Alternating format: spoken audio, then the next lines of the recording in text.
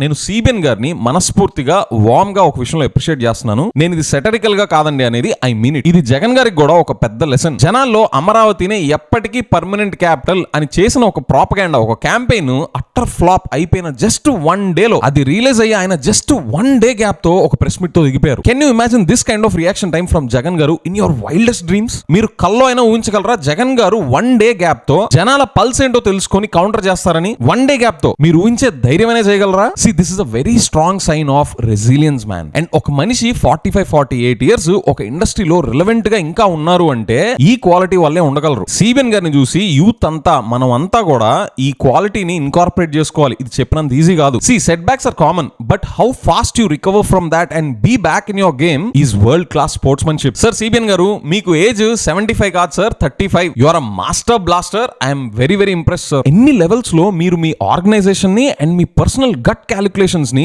Alert గా ఉంచుకొని ఉండాలో రివర్స్ ఇంజనీర్ చేస్తే మైండ్ బ్లోయింగ్ సార్. అకాడమిక్ గా థింక్ చేయడమే కాదు, మీరు ఎగ్జిక్యూట్ చేస్తున్నారు. Brilliant structure and work ethics sir. I love watching you play.